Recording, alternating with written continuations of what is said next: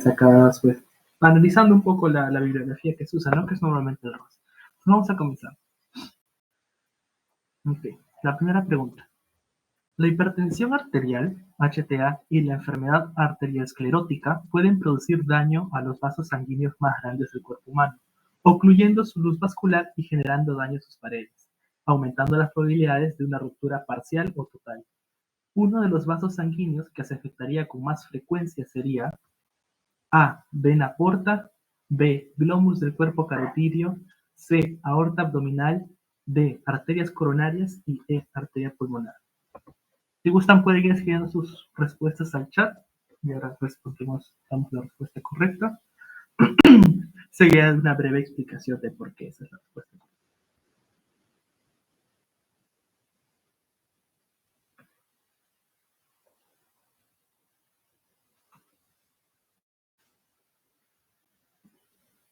¿Nadie? Ok, vamos a ver la respuesta correcta. En este caso, la respuesta correcta sería C, aorta abdominal. Entonces, vamos a comenzar con la explicación de esta pregunta. Okay, entonces nos dice, pues, nos habla primero acerca de dos enfermedades que afectan a los vasos sanguíneos, ¿no? La hipertensión y la enfermedad arteriosclerótica, ¿no? También llamada como arteriosclerosis, que como ya sabemos es la deposición de placas, normalmente compuestas por tejido lipídico, en la luz de las arterias y, bueno, de los vasos sanguíneos en general, ¿no? Y acá nos dice, puede producir daño a los vasos sanguíneos más grandes del cuerpo, ¿no? Entonces ahí ya podemos descartar, por ejemplo, los globos del cuerpo carotidio, ¿no? Que son arterias pequeñitas, o las arterias coronarias, que también no son consideradas grandes vasos. Entonces nos quedaría por ahorita la vena porta, la aorta abdominal y la arteria pulmonar, ¿no? Que son vasos de gran calibre. Y bueno, dice que ocluye su luz vascular y genera daño en sus paredes, aumentando las probabilidades de una ruptura parcial o total. Ok, en este caso vamos a ver que, como ya había dicho, es la arteria aorta abdominal. Acá vamos a ver los diferentes tipos que van a haber de disección aórtica. No es importante que lo sepan, solamente es un gráfico para que se puedan guiar y ver cómo funciona la disección de aorta. En una disección de aorta, por ejemplo, es en la aorta ascendente, lo que va a pasar es que hay una ruptura de la capa endotelial de estos vasos y la sangre, al ser expulsada del corazón con fuerza, va a acumularse entre el endotelio y la otra capa, que era la capa intermedia, ¿no? Y se va a acumular esta sangre y va a evitar que pueda fluir de manera correcta y va a producir un montón de estragos de índole hemodinámico, ¿no? Esta es una disección aórtica. Entonces, los vasos que van a ser más propensos a sufrir daño por hipertensión arterial o enfermedades escleróticas son grandes vasos, sobre todo las arterias. ¿Por qué las arterias, chicos? Porque las arterias van a ser aquellas que reciben una mayor cantidad de presión sanguínea. Cuando el corazón late con tanta fuerza, ¿no? Sale toda esta sangre. Y tanta fuerza produce que si es que van a haber enfermedades que alteran la fragilidad o que se vuelven más frágiles las paredes de los vasos, aquellas que reciben sangre con mayor fuerza van a tender a romperse con más frecuencia. Por eso es que sería principalmente la aorta. Las venas no son muy afectadas, o sea, no vas a ver nunca una disección de una vena, o sería muy raro, ya que no reciben tanta presión como las hacen las arterias. Y entre, por ejemplo, la arteria aorta, que era la opción correcta, y la arteria pulmonar, más sería la arteria aorta, ya que sabemos que el ventrículo izquierdo, que es del cual sale la arteria aorta, recibe mucho más presión que la arteria pulmonar, ¿no? Que es la que sale del corazón derecho, del ventrículo derecho. Que si bien es cierto, sí experimenta cierta presión, mucho más va a ser la de la aorta. Por lo tanto, la que sería más frecuente sería la aorta abdominal. Pasamos a la siguiente pregunta. Nos dice, es de conocimiento común que el corazón presenta 4 cavidades, 2 superiores llamadas aurículas o atrios y 2 inferiores, conocidas como los ventrículos. Mediante la contracción y relajación del músculo cardíaco, la sangre va a pasar de las aurículas a los ventrículos y posteriormente a los grandes vasos que salen del corazón, que como ya habíamos mencionado eran la arteria pulmonar y la arteria aorta. Ahora, ¿qué estructura va a separar la aurícula izquierda del ventrículo izquierdo y qué tipo de tejido la va a conformar? A. Las válvulas semilunares, formadas por tejido conectivo. B. Las válvulas tricúspides, formadas por tejido óseo. C. La válvula mitral, por tejido conectivo. B, la válvula bicúspide por tejido muscular, o E, ninguna de las anteriores.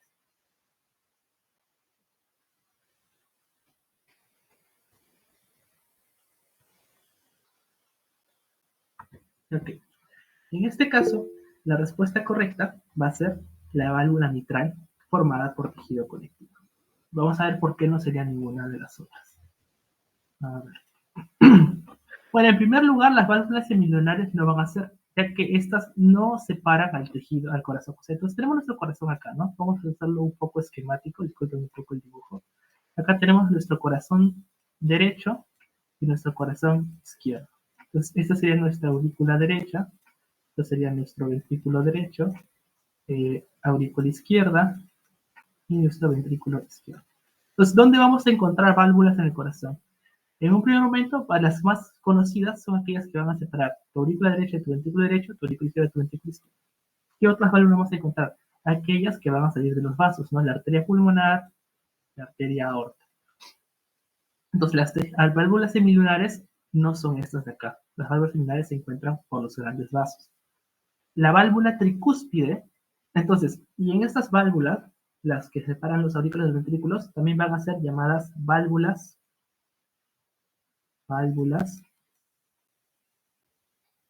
aurículo ventriculares. Que para resumirlo o para poner una abreviación podemos simplemente poner válvulas AB, ¿no? Las válvulas auriculoventriculares son las que van a dividir la aurícula de tu ventrículo, ¿no? Su propio nombre lo explica. Y van a ser dos, la tricúspide y la bicúspide. La tricúspide va a separar el corazón derecho, esta va a ser la tricúspide, y la bicúspide el corazón izquierdo, ¿no? La aurícula izquierda del ventrículo izquierdo, la bicúspide. La bicúspide tiene otro nombre, que es la válvula mitral. Entonces tenemos la válvula tricúspide y la válvula bicúspide mitral.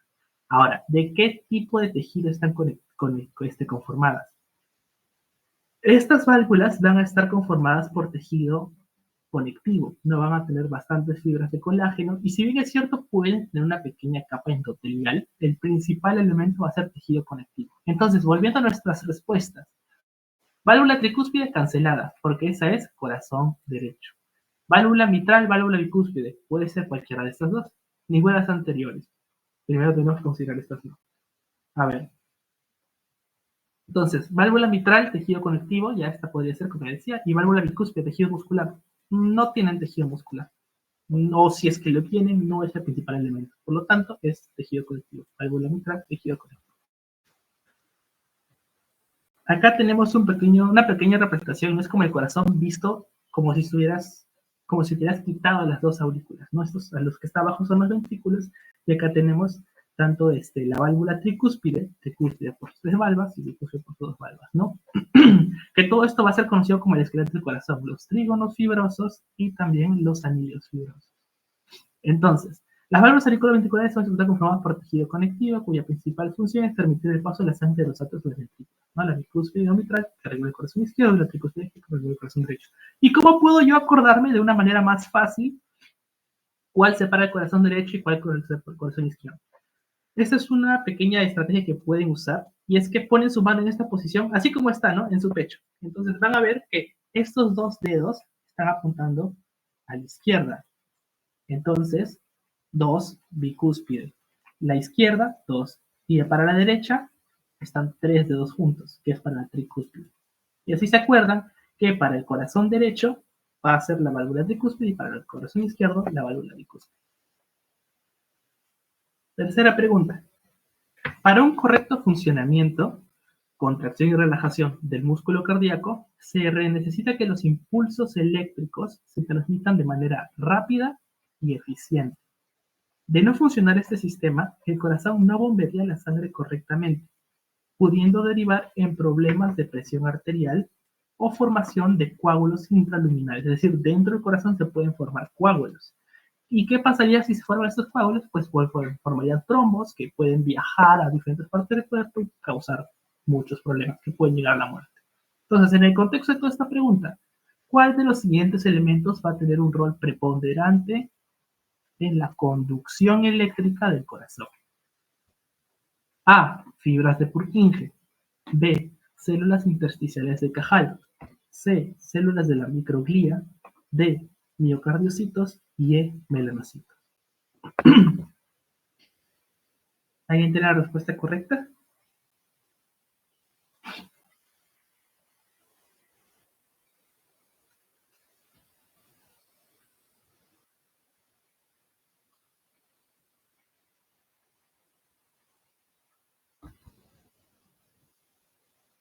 Ok, por ahí veo bastante A. Entonces, a ver, vamos a ver cada una de las respuestas. Ok, la A la vamos a dejar perfilar porque ya es correcta. La A es la ciudad de Pujol. Pero ¿por qué no las otras? Las células intersticiales de Cajal no va a ser, porque estas células ni siquiera se van a encontrar en el sistema cardiovascular. Van a estar ustedes las van a encontrar en su sistema gastrointestinal, ¿no? Por ejemplo, acá tenemos tu estomaguito y luego vienen tus intestinos, ¿no? Entonces, las células intersticiales de Cajal se van a encontrar en el tubo gastrointestinal y principalmente van a tener una función de marcapasos. Marcapasos. ¿Para qué va a ser este marcapasos?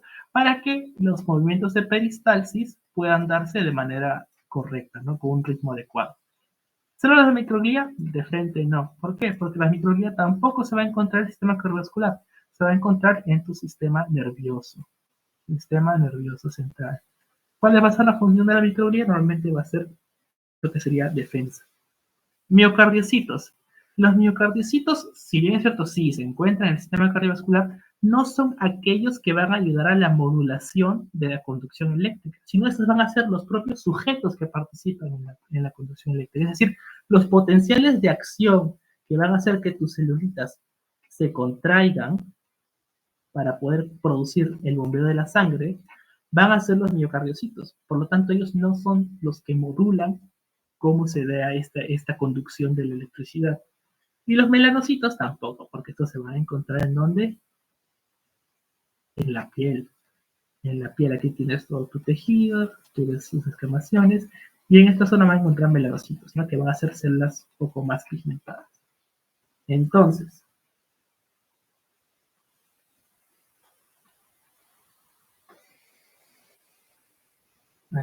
acá tenemos un corte histológico de corazón, ¿no? Un corte histológico de corazón. Acá tenemos tu endocardio, que es la parte más interna, tu miocardio. Acá vemos fibras que están en corte transversal, pues que se ven cortitas. Si fueran fibras así, que se ven las típicas fibras apantalonadas, como les llaman, ¿no? Que se van a ver algo así. Si ven ustedes un miocardiocito así, ¿qué tipo de corte sería? Sería un corte longitudinal. En cambio, ustedes lo ven así, circulito, es transversal.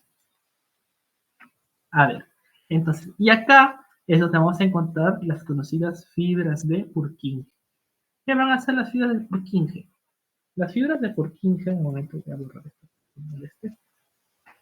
Las fibras de Purkinje lo que van a ser células cuya función es la despolarización de los miocardiocitos, ¿no? Entonces estas fibras lo que van a hacer es que van a ayudar a causar los potenciales de acción que hacen que estas células se contraigan.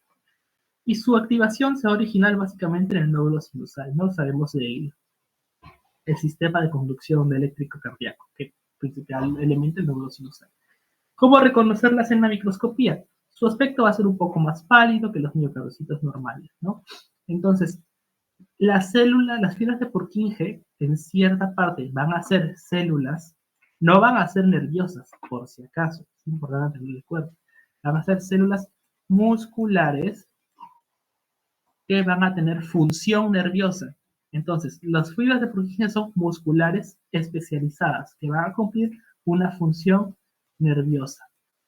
Por lo tanto, si ustedes también les preguntan, ¿no? ¿Las fibras de Purkinje son células nerviosas? Falso. Son células musculares. Cuarta pregunta. Un estudiante de nutrición de la Facultad de Medicina de una universidad privada se contacta con usted quejándose de que su profesor, en su pasito de histología, lo ha calificado erróneamente y le muestra la pregunta en cuestión. Usted rápidamente identifica la respuesta a la pregunta, la cual solicita identificar una diferencia entre la histología de una vena y una arteria. ¿Qué respuesta hubiera marcado usted? A ver. A.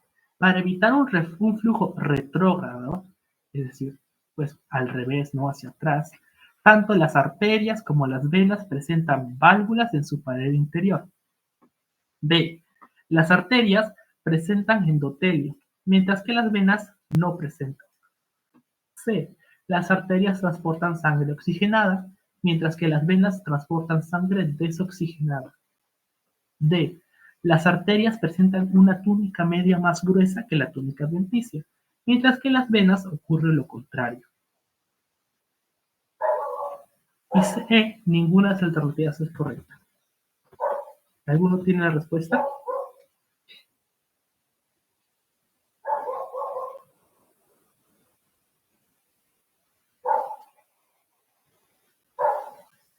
D. Listo. Claro, pues chicos, claro.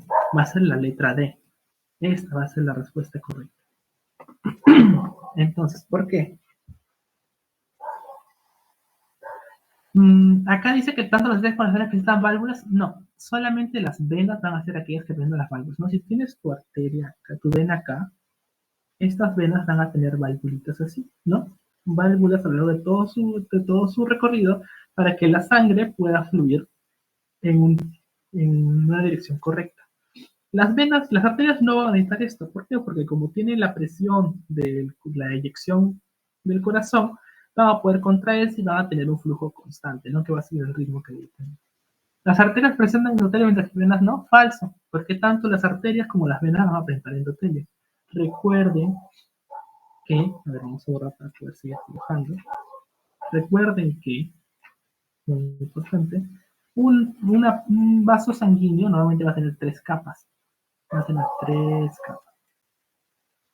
La primera, que va a ser la túnica íntima, ¿no? En la cual se va a encontrar el endotelio, esta sería la luz vascular. Entonces, la túnica íntima va a ser aquella que está en contacto directo con la sangre, ¿no? Y el endotelio va a ser esa capa superficial que va a estar en contacto con la sangre.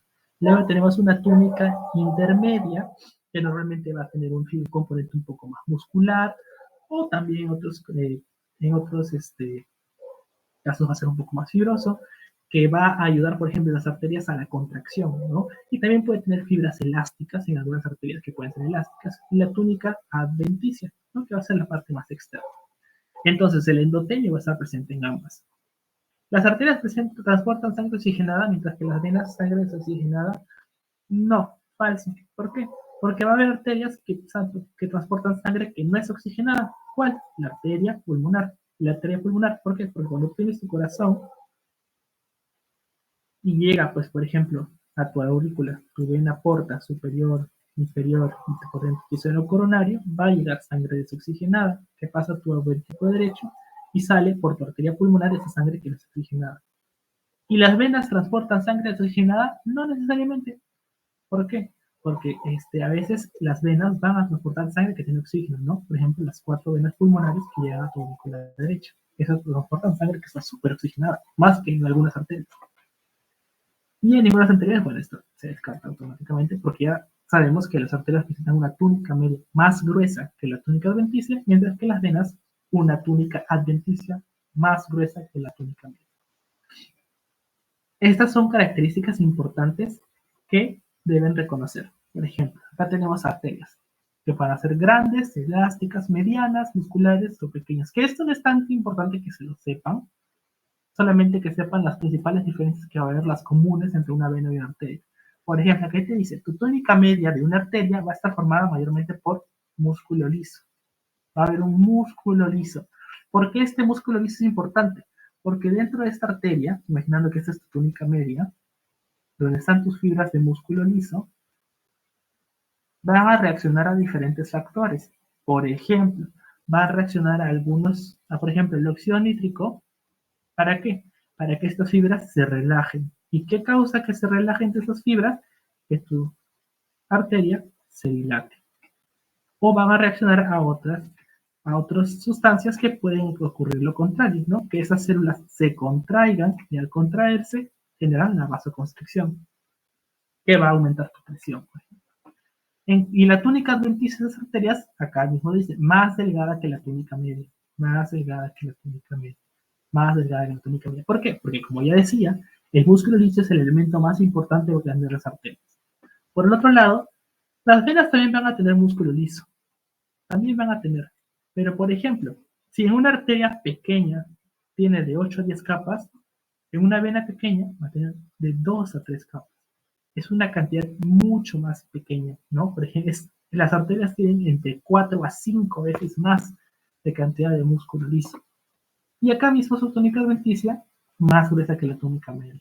Más gruesa que la túnica media. Listo. Otras características que nos ayudan a reparar la pregunta, como decía, todas endotelio. Endotelio está presente en todas. Y también, por ejemplo, las arterias elásticas van a tener unas laminillas elásticas, ¿no? Que se pueden ver en la tinción. Cuando ustedes les pongan una tinción específica con una arteria que va a mostrar su pared, ustedes vean así en la túnica media, perdón, sí, en la túnica media un montón de fibras bien onduladitas que están teñidas de un color medio negruzco, son fibras elásticas. Estas fibras elásticas también le ayudan a resistir las diferentes presiones, ¿no? Porque si la presión aumenta, estas fibras elásticas tienen que soportar la mayor presión para que no cause problemas, como vimos en la primera pregunta de disecciones de aorta. Y esta es la última pregunta. ¿Cuál de las siguientes alternativas no es una de las propiedades que van a tener las células endoteliales? A. Mantenimiento de una barrera de permeabilidad selectiva. B. Mantenimiento de un equilibrio pro y antitrombótico. C. Regulación de las respuestas inmunitarias. D. Modulación del flujo sanguíneo y la resistencia vascular. O E. Todas las alternativas son correctas.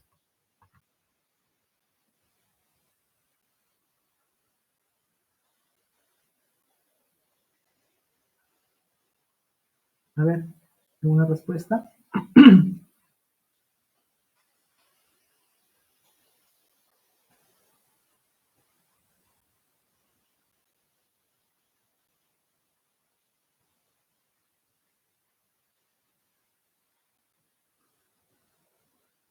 Ok, vamos a ver. Vamos a borrar esto. Y acá nos pide cuál de las siguientes no va a ser una de las características de las células endoteliales, ¿no? Que como ya hemos explicado, las células endoteliales van a ser esas células, ya se van a ver así nucleocitos, no sé qué van a ver nucleocitos que parece como que si se salieran, a veces van a ver así, no puedo decir que salieran, porque es una capa bien delgadita. Nos piden qué funciones van a tener estas células de acá, y cuál de las células alternativas no va a ser una función. Entonces, mantenimiento de una barrera de permeabilidad selectiva. Este endotelio va a sufrir diferentes procesos, diferentes cambios, dependiendo de la situación de la que se encuentra, o del estrés en el que se encuentra, ¿no? Y va a tener diferentes propiedades polares que nos va a ayudar a permitir el paso de ciertas sustancias y no, o sea, por así decirlo, el bloqueo del paso de algunas sustancias, ¿no? Porque, por ejemplo, si tú vienes el globulito rojo y tienes una barrera endotelial o una pared endotelial que funciona de manera correcta, no va a dejar pasar a este glóbulo rojo. Porque mayormente por el tamaño. Pero, por ejemplo, va a haber, por ejemplo, el agua, que sí va a pasar de manera no necesariamente libre, pero sí va a pasar con mucha más facilidad. Esta permeabilidad selectiva va a permitir mantener un equilibrio entre los elementos que están en tu lecho vascular, en toda tu sangre, y aquellos que van a salir. E incluso en situaciones patológicas, como ocurre en la inflamación, este endotelio no va a funcionar de manera correcta y no va a tener una permeabilidad selectiva. Por lo tanto, van a salir elementos que no deberían salir o que no deberían salir con tanta intensidad. Entonces, sí representa una barrera de permeabilidad selectiva. B. Mantenimiento de un equilibrio pro y antitrombótico. Estas células endoteliales, entonces sabemos que en tu lecho vascular va a fluir la sangre en estado líquido, ¿no? ¿Por qué? Porque si es que tu sangre se coagula y forma, por ejemplo, un coágulo sanguíneo, puede viajar a arterias o vasos más pequeñitos, como pueden ser en tu cerebro. ¿Y qué pasa si viajan a vasitos pequeñitos que están en tu cerebro? Van a ocluir cierta parte, tu cerebro y van a producir que estas células mueran, ¿no? Lo que se le conoce como un accidente cerebrovascular. Entonces, este endotelio, como son las células que están en contacto directo con tu sangre, va a tener que secretar factores que eviten que esta sangre se coagule. Así como también tiene que producir factores que eviten que la sangre no se coagule por nada. ¿Por qué? Porque por la presión constante tus vasos siempre van a tener daño. Siempre va a haber momentos en los que tus vasos van a sufrir alguna ruptura pequeñita, ¿no? Por ejemplo, acá te pongo una pequeña ruptura, tal vez porque has tosido muy fuerte o porque has vomitado, los vasitos más pequeñitos que son bien frágiles, y va a comenzar a extravasarse sangre, ¿no? Va a comenzar a salir sangre. Entonces, tu endotelio también tiene que producir sustancias para que se pueda producir una correcta coagulación y se tape este hueco, ¿no? Para que no siga sangrando tu vida, ¿no? Se llama lo que es tu botón de fibrina, que cicatriz tu costa, se dice algunos, ¿no? Entonces, este endotelio tiene que asegurar que hay un equilibrio entre estas dos fuerzas, ¿no? Estos elementos que hacen que no se formen los coágulos manteniendo la sangre líquida y estos elementos que van a hacer que se formen coágulos cuando la situación lo requiera. Por lo tanto, este endotelio sí va a cumplir una función de mantener un equilibrio entre pro y antitrombosis, ¿no? Y una desregulación en cualquiera de estos dos va a generar problemas coagulatorios o anticoagulatorios. C. Regulación de las respuestas inmunitarias. Esto, chicos, también es correcto. ¿Por qué? Acá vamos a hacer otro vasito, ¿no? Acá tienes tus células endoteliales que están en contacto con la sangre y supongamos que a tus vasos se meten unas bacterias, ¿no? Vamos a dibujar acá una bacteria. Vamos a tener esta bacteria acá, ¿no? Entonces, esta bacteria obviamente va a causar estragos a todo tu cuerpo, ¿no? Entonces, ¿qué pasa? Algunas células de tu cuerpo, de tu sistema inmune, lo que van a hacer es que reconocen a este patógeno, ¿no? Lo reconocen. Y al reconocer este patógeno, va a permitir que otros glóbulos, por ejemplo los glóbulos blancos que están involucrados en la defensa, se recluten de todo el cuerpo, es decir, de toda tu circulación, lleguen al sitio donde está el patógeno o donde está la lesión que causa el patógeno. Y estas células endoteliales, como forman una barrera, van a tener que regular esta barrera para que, por ejemplo, permiten la migración de los leucocitos hacia el lugar de la lesión. Así como también van a secretar diferentes sustancias para que estos leucocitos puedan fagocitar de manera exitosa a estos patógenos o para que tus células del sistema inmune las reconozcan de una mejor manera. Entonces, vean todas las funciones que van a cumplir las sustancias secretadas por células endoteliales. Por lo tanto, sí se considera que tienen una regulación de respuestas inmunitarias. Y finalmente, modulación del flujo sanguíneo y la resistencia vascular. Claro, eso también sí va a ser una función de las células endoteliales, porque también por diferentes mecanismos van a hacer que se pueda reducir el flujo sanguíneo, aumentar el flujo sanguíneo. La resistencia vascular, por ejemplo, estas células endoteliales van a secretar óxido nítrico, ¿no? Porque hay 3 tipos de óxido nítrico dentro del cuerpo. El que se le llama el inducible, el neuronal y el óxido nítrico endotelial. El óxido nítrico endotelial, producida por el endotelio. Y este óxido nítrico produce una vasodilatación. Por lo tanto, todas las respuestas van a ser correctas. Y vamos a ver acá un pequeño cuadrito donde nos menciona propiedades principales que van a tener las células endoteliales. Entonces, van a mantener la barrera terminal selectiva, ¿no? Funciones asociadas a la difusión simple, el transporte activo, la pinocitosis o la endocitosis. ¿Y qué moléculas intervienen? El oxígeno, el dióxido de carbono, la glucosa, aminoácidos, etcétera, etcétera, etcétera. Mantenimiento de una barrera antitrombótica, que también está regulado, también está involucrado con la parte trombótica, ¿no? Que por ejemplo secreta anticoagulantes, antitrombóticos y protrombóticos, ¿ya ves? Formación de trombos. Estas son las moléculas que están involucradas, pero que es muy importante que las sepan. Modulación de flujo sanguíneo y la resistencia vascular, ya que van a secretar vasoconstrictores y vasodilatadores. Por ejemplo, la endotelina, que va a ser vasoconstrictora, y vasodilatadores, por ejemplo, el óxido nítrico. O también la prostaciclina. Son 2 vasodilatadores bien importantes. También regulación de respuestas inmunitarias, regulación de la migración de los leucocitos, también expresan moléculas de adhesión y otras funciones inmunitarias. La adhesión de los leucocitos es para cuando ya está diciendo, ¿no?, que los reclutan Este endotelio va a hacer otras sustancias para que primero los leucocitos se peguen al endotelio y luego puedan migrar. ¿Cuáles son estas moléculas? Las selectinas, las integrinas, interleuquinas, que van a ser las vitaminas secretas de los otros factores.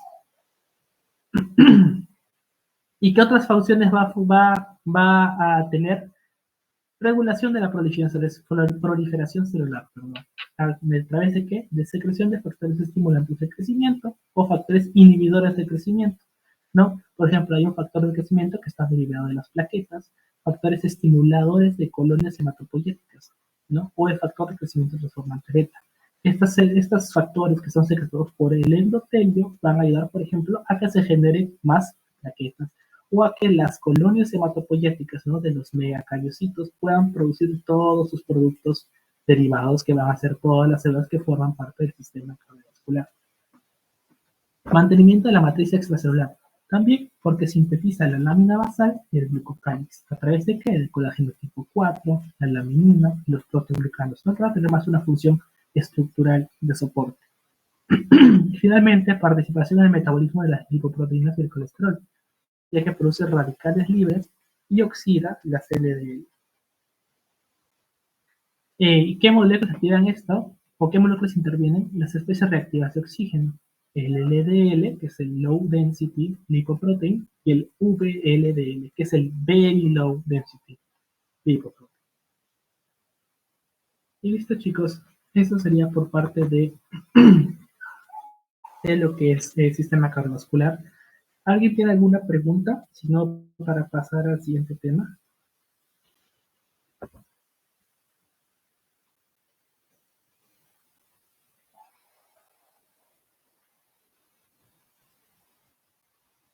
Ok, listo, chicos. Entonces eso sería todo por mi parte. Ahí tienen mi correíto y también mi número celular. Cualquier duda me mandan un mensaje o cualquiera de los miembros de la identidad.